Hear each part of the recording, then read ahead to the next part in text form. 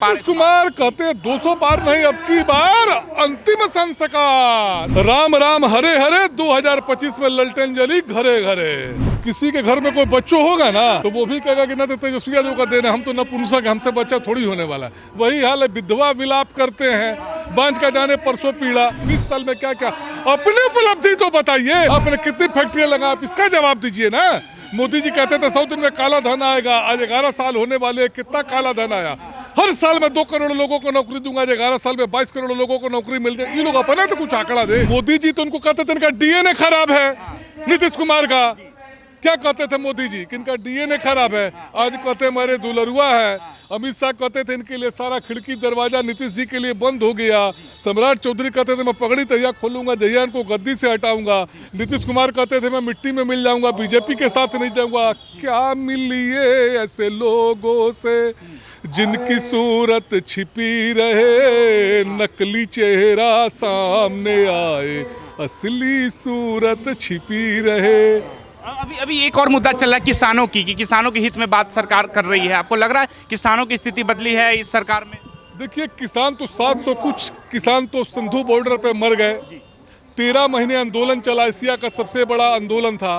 वो किसान जो अपना हक मांग रहे थे उनको आतंकवादी कहा जाता था, उनको खालिस्तानी कहा जाता था, क्या क्या उनको दिया उपाधि देते थे मोदी जी। ये कहते थे मैं एक फोन कॉल की दूरी पर 13 महीने हो गए। ये लाल किले से कितनी दूरी है पार्लियामेंट से, शंभू बॉर्डर की, जाकर नहीं मिल सके। किसानों को उन्होंने कुछ नहीं दिया। आज किसान रो रहे हैं, कला रहे हैं। 730 किसान जो सरकारी आंकड़ा, मरे तो ज़्यादा ही हो गए, उनकी आत्माएं रोती होंगी। उन माओं के जिन्होंने बच्चे अपने खोए, उन बहनों ने जिन्हें अपने पति खोए, उनकी आत्मा रोती होगी, मोदी जी को शराब देती होगी।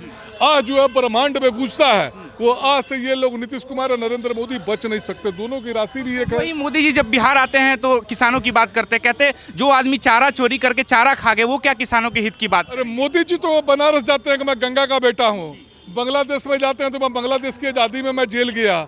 मोदी जी के कथनी कर बहरूपिया देखे थे हम लोग, बचपन में बहरूपिया देखते थे, वो 12 रूप बनाकर आता था। मैं फकीर हूँ, मेरा क्या, मैं झोला उठा कर चला जाऊंगा। अरे मोदी जी क्या कहते हैं? उन्होंने कहा था मैं 2 करोड़ लोगों को नौकरी दूंगा, कितने लोगों को नौकरी दी, इसका तो मोदी जी हिसाब दे सकते हैं। 100 दिन के अंदर मैं सारा काला धन ले आऊंगा। 11 साल में कितना मोदी जी काला धन लाए, इसका जवाब दे मोदी जी। ये लोग कुछ नहीं देने, बस खाली अपना आरोप जो है दूसरे पर मर जाते। कोरोना काल में कितने लोग मर गए, उनका इलाज नहीं हो सका, उनको दवाइयां नहीं मिल सकी, उसका हिसाब दे मोदी जी। अभी बजट में कह रहे हैं कि बिहार को विशेष बजट दिए हैं ताकि डेवलपमेंट हो पाए। अभी पीएमसीएच को एशिया का सबसे बड़ा हॉस्पिटल बना रही, तो ये सरकार की उपलब्धि नहीं है। एगो भोजपुरी के कहावत था, अपन दही के कोनो खट्टा कहेला, जिसका दही होगा आपका अपना दही को खट्टा कहे, हमारा दही सबसे मीठा।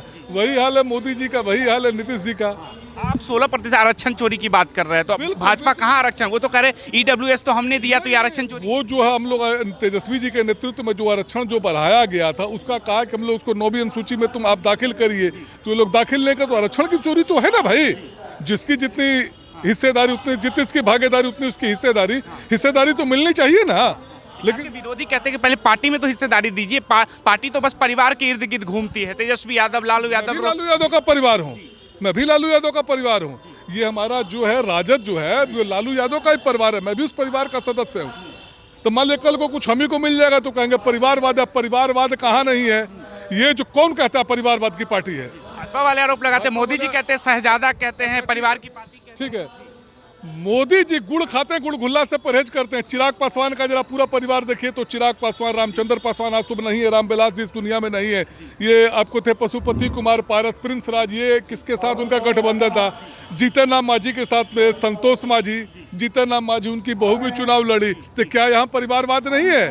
गुड़ खाते हैं, गुड़गुल्ला से परहेज करते हैं, परिवारवाद कहाँ नहीं है? इसका जवाब ये मोदी जी क्यों नहीं देते? इन लोगों के साथ उन्होंने गठबंधन किया, क्या इनके साथ परिवारवाद नहीं है? ये खाली दूसरे पर आरोप मढ़ते हैं। देखिए आप जम्मू कश्मीर में जाइए, फारूक अब्दुल्ला, और अब्दुल्ला 3 पीढ़ी। उसके बाद पंजाब में आइए, हरसिमरन कौर बादल, सुखबीर बादल, प्रकाश सिंह बादल अब तो इस दुनिया में नहीं रहे। यहाँ पर हर जगह है, जिससे कि भाई मान लीजिए हम लोग दुकानदार हैं, अब कोई रेडीमेड का दुकान उसका बाप किया तो बेटा उसके दुकान पर बैठता है कि नहीं बैठता है? कोई सुनार का काम करता है तो उसका सुनारी काम उसका बेटा देखता है कि नहीं देखता है? तो जो जिसका है तो क्यों नहीं बैठेगा? इसी परंपरा को आगे बढ़ाए। टैलेंट होना चाहिए। इनके नहीं कर रहे, नीतीश कुमार अपने बेटा को नहीं ला रहे राजनीति में, वो बयान नहीं देना शुरू कर दिए। परिवारवाद कोई नहीं, जिसमें जो टैलेंट हो उसको आना चाहिए। अब पढ़ाई का लड़का बसुआ नहीं चलाता है, आरी नहीं चलाता है, सुनार का लड़का सिकरी नहीं बनाता है, पायल नहीं बनाता है। जिसमें जो टैलेंट होगा वो आएगा। तेजस्वी यादव जो मन से बोलते हैं कि नीतीश कुमार अब रिटायर एंड टायर्ड हो गए, लेकिन उस कई लोग ये कहते हैं पहले कि देख रहे थे गोड़ पकड़ रहे थे, उनका इतना विवेक नहीं नीतीश जी का काम करता कि किसका गोड़ पकड़ना। वो बताइए, हमारे बिहार के मुखिया हैं, गोड़ जाके पकड़ रहे हैं, पटना के सांसद का कभी किसका गोड़ पकड़ते हैं? तो गोड़ जो पकड़ रहे हैं, कम से कम ये तो हमारा बिहार लज्जित हो रहा है। वो बिहार के मुखिया है और जाकर किसका जिसका तिसका जाकर गोड़ पकड़ लेते, हमारा बिहार लज्जित हो रहा है, बिहार शर्मिंदा हो रहा है। ये वो धरती है जहाँ पर हमारे सिखों के 10वें गुरु साहब श्री गुरु गोविंद सिंह जी ने जन्म लिया। आप कहीं भी जाइएगा कहेगा पटना साहब से हमें सिख समाज आपको पलकों पर बैठाने का काम करेगा। ये वो धरती है जहाँ माता सीता ने जन्म लिया। और ये क्या कहेंगे नीतीश कुमार, उसका जिसका तिसका जाकर पैर पकड़ रहे हैं। तो नीतीश कुमार अलग अलग मंचों से अल्पसंख्यक समाज की बहुत बात करते हैं, तो आप लोगों को हुआ है फायदा नीतीश कुमार? नीतीश कुमार से क्या हुआ? देखिए, लालू प्रसाद यादव जी जब अपने मुख्यमंत्री थे 96 में, उस वक्त बिहार झारखंड एक में था, इंदर सिंह नामधारी को अपने कैबिनेट में रेवेन्यू मिनिस्टर बनाने का काम किया था। और उससे पहले भी कुछ नहीं मिला, उसके बाद भी आज तक हम लोगों को सिख समाज को कुछ नहीं मिला है। आज 20 साल हो गए नीतीश जी को, आज तक किसी सिख को ने कोई अपने कहीं विधायक का टिकट दिया, किसी को एमएलसी बनाया, किसी को अपने कैबिनेट में जगह दी। वो एक ही शख्स है, वो माननीय लालू प्रसाद यादव जी ने अपने कैबिनेट में इंदर सिंह नामधारी को मंत्री बनाने का काम किया। तो लालू जी ने तो दिया, तेजस्वी कितना भरोसा करेंगे आप? तेजस्वी जी की सरकार आवेगी तब ना, तो तब मांगेगा। उनके पास है ही क्या तेजस्वी जी के पास में? अभी मैं पार्टी में हूँ, मैंने प्रदेश सचिव हूँ, संगठन में हूँ, संगठन में मुझे दिया हुआ स्थान दिया हुआ। अब सरकार आएगी तो ना वो देंगे। अभी सरकार तो तेजस्वी जी का है नहीं, तो उनसे क्या मांगूंगा? तेजस्वी का नेतृत्व देख रहे हैं बिहार मुख्यमंत्री? बिल्कुल बिल्कुल तेजस्वी का नेतृत्व है। अब इसमें कोई शंका नहीं है। वहाँ X2 है ना, वो क्या बोलते हैं महाराष्ट्र वाले, अब ये नीतीश कुमार जी नेक्स्ट है, इनको भी हटना है। लेकिन एनडीए वाले कह रहे हैं कि इनकी पार्टी में तो खुद ही गठबंधन में खोट है, तेजस्वी और कांग्रेस में जिस तरह से बात। यार, अब कहने के लिए कोई किसी पर, सीता मैया को लोग नहीं छोड़ते, रावण के घर रहकर आई है।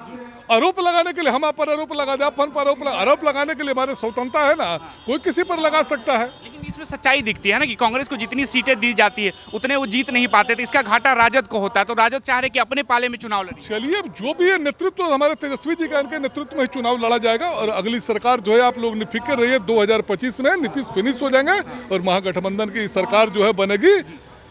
राम राम हरे हरे 2025 में ललटेन जली घरे घरे। एलईडी के जमाने में आप ललटेन की बात कर रहे हैं। देखिए, आदमी चांद पर चला जाता है, आदमी को सुकून कहाँ मिलता है? मिट्टी पर। चिता को मिट्टी में बनती है, मिट्टी में ही आदमी दफन होता है, मिट्टी पर आदमी की चिता बनती है। और गंगा जी में अस्थियां प्रवाहित होती हैं, मिट्टी में ही चिता बनती है ना, कुछ चांद पर चिता थोड़ी बनती है, कहाँ बनती है? अब कहीं भी चले जाइए, जो दिया है, जो लालटेन है, वो हमारी परंपरा जो है वो आज भी कायम है, कायम रहेगी। अब दीपावली में आदमी क्यों दिया जलाता है? एलईडी का युग तो आ गया है, लेकिन दिया क्यों जलाया जाता है? मंदिर में जो आरती होती है वहाँ क्यों दिया जलाया जाता है? एलईडी बॉल क्यों नहीं दिखाया जाता वहाँ पर? वहाँ पर भी एलईडी बॉल दिखाना चाहिए ना। लेकिन जो हमारा संस्कार है, जो हमारी संस्कृति है, वो दिया है, लालटेन है, इसी पर चलता है। नीतीश कुमार जी दावे जो वो खोखले करते हैं, उसमें जरा भी कहीं भी हकीकत नहीं। वो तो कहते हैं कि 2005 से पहले कोई कपड़ा पहनती थी महिला? क्या 2000 पहले से यहाँ पर नागे लोग रहता था? सारे लोग कपड़ा पहनते थे कि नहीं पहनते? 2005 से पहले दुनिया थी, दुनिया तो थी ना 2005 से पहले। वो नीतीश कुमार जी क्या कहते हैं, क्या नहीं कहते, उनके कहने का कोई अर्थ नहीं है। वो तो कहते हैं मैं मिट्टी में मिल जाऊंगा, बीजेपी के साथ नहीं जाऊंगा। नीतीश कुमार जी को हम लोग नोटिस ही नहीं लेते हैं। वो विधानसभा में उनका बयान आपको याद होगा, उन्होंने क्या कहा था? मैं मिट्टी में मिल जाऊंगा, बीजेपी के साथ नहीं जाऊंगा। नीतीश कुमार फिर बीजेपी में चले गए। अब तो कह रहे कि जहाँ थे वहीं रहेंगे, अब कहीं नहीं जाएंगे। अब उनके बात का क्या विश्वास है? उनकी बात का माननीय सम्राट चौधरी जी का, सम्राट चौधरी जी कहते थे पगड़ी तहिया खोलेंगे जया नीतीश कुमार को गद्दी से हटावेंगे। अब पगड़ी जाकर सरजू में जाके बहवा है।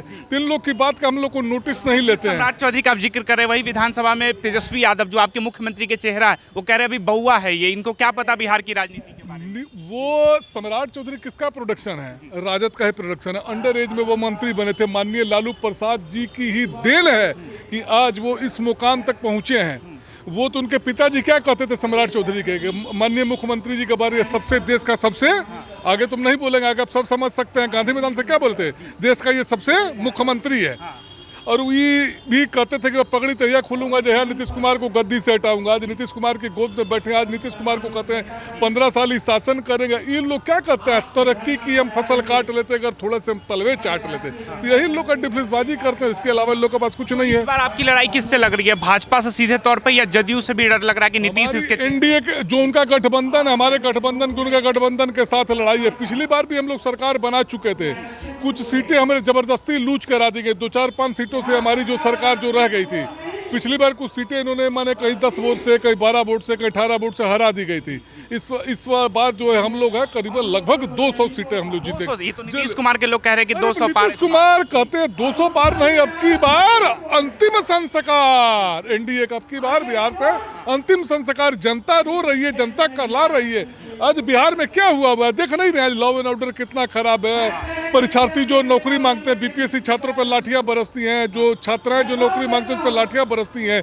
नीतीश कुमार जी ने क्या किया है? यहाँ से लोगों का पलायन रोका। आज कितने लोग बाहर जाकर पलायन करके नौकरी कर रहे हैं। तो नीतीश कुमार जी का अब की बार सरकार जो इनकी अंतिम बार अब की बन के सरकार नहीं है। नीतीश कुमार यही कहते हैं कि सबसे ज्यादा पलायन लालू के सरकार में हुआ। जंगल राज से उसको टैग करते, चारा घोटाला को बार बार जिक्र करते। तो लगता है इसे तेजस्वी के असर पे, चुनावी पे असर पड़ेगा। बताते हैं नीतीश कुमार, एक कहावत है ना, अब किसी के घर में कोई बच्चों होगा ना तो वो भी कहेगा कि ना तो तेजस्वी यादव का देना, हम तो नपुंसक, हमसे बच्चा थोड़ी होने वाला है। वही हाल है, विधवा विलाप करते हैं, बांझ का जाने परसों पीड़ा।